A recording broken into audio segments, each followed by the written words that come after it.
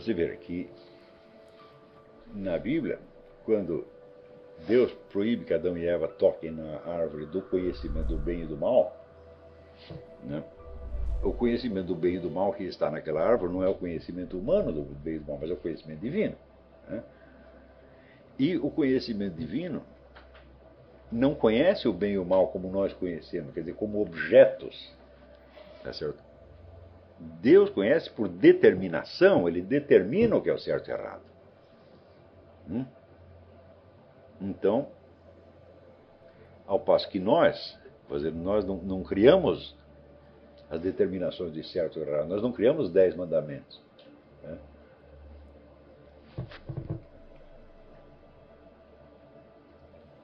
Então, quer dizer, quando a serpente promete, vocês vão ser como deuses, é isso que ela está querendo dizer, né? Quer dizer, é o tal negócio. São textos que não precisam ser interpretados, porque eles estão dizendo para você o que é. Essa maneira de interpretar, querer achar profundidade, isso aí é uma doença também, né? O texto do Gênesis é muito claro. É só você lê-lo, vamos dizer, com aquela extrema máxima literalidade que você pode ter e com uma certa ingenuidade, né? Sem você querer adivinhar um sentido por trás, tá certo? O que interessa é o sentido que está sendo mostrado para você.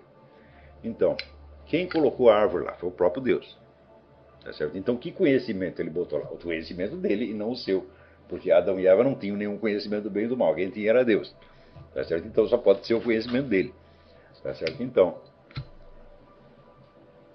se elas comerem daquele fruto, então eles serão como deuses, ou seja, eles passarão a determinar o bem e o mal. Tá certo? Agora, se você não entende isso, que é uma interpretação óbvia, tá certo? Então você pode começar a conjecturar que Adão e Eva eram dois idiotas, que não sabiam coisa nenhuma, e que a serpente foi lá e abriu a inteligência deles. É a interpretação gnóstica.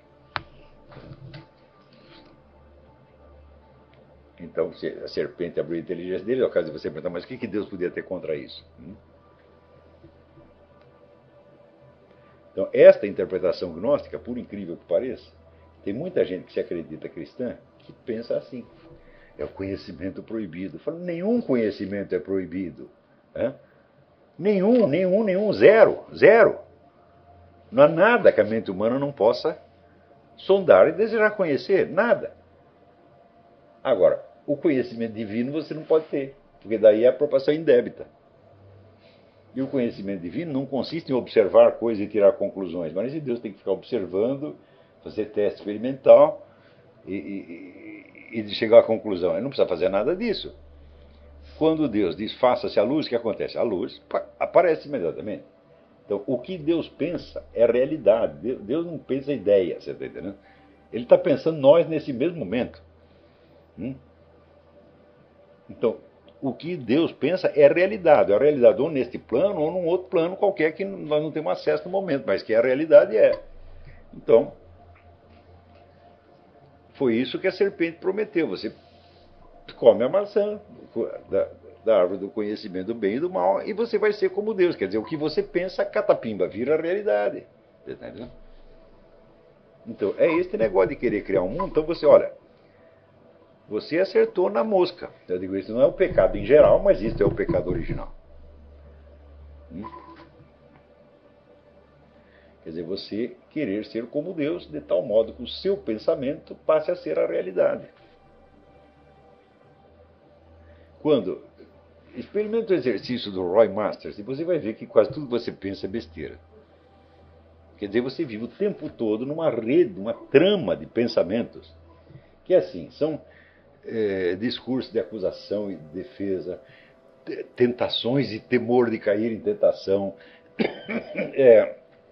como é que se diz? Inveja de uma pessoa que você acha superior, e daí argumentação para provar que o superior é você. É só besteira, meu Deus do céu.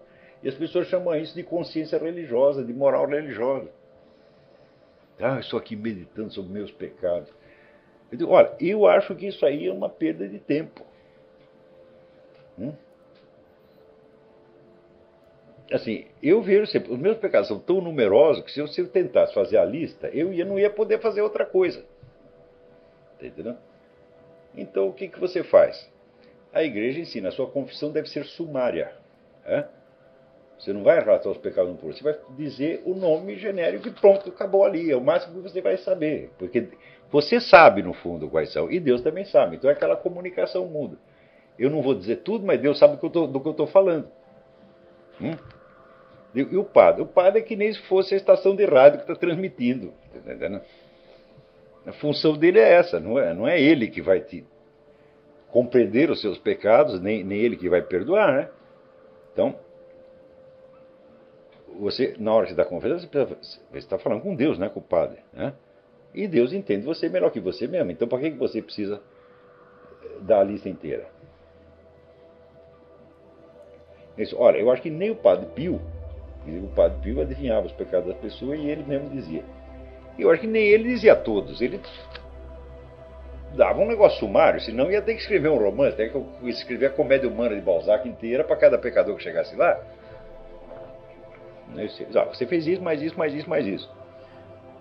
Quer dizer, são os seus pecados, é o sumário dos seus pecados, e não o relato de cada um. Né? Porque você vê, um único pecado é acompanhado de muitos outros pecados. Você não faz uma coisa ruim se você pensar muitas coisas ruins. Né? Daí você vai ter que, né, relatar todos os aspectos malignos que compuseram aquilo, que não termina mais.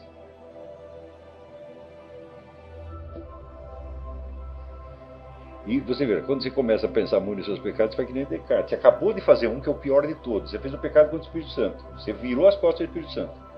Claro que ele não pode ser totalmente culpado disso, porque ele não percebeu o que fez. Então ele não teve a intenção de se voltar contra o Espírito Santo. Ele fez apenas um ato de inconsciência. Então, mas isso aí é grave, muito mais grave do que qualquer outra coisa que ele possa ter feito ao longo da vida. E esse, ele não pensa, ele fica pensando nos outros. Que são completamente extemporâneos à situação. Então, aquele negócio, aquele que diz, de pensar morrer um burro, é a coisa mais certa. Quanto mais pensa, mais besteira faz. Você não tem que pensar tanto. Né? Pensar é só para você preencher com a parte construtiva da sua mente elementos faltantes da sua experiência. Né? O resto não é questão de pensar, é questão de confessar. E nem precisa confessar em voz alta, é só ficar quietinho e admitir.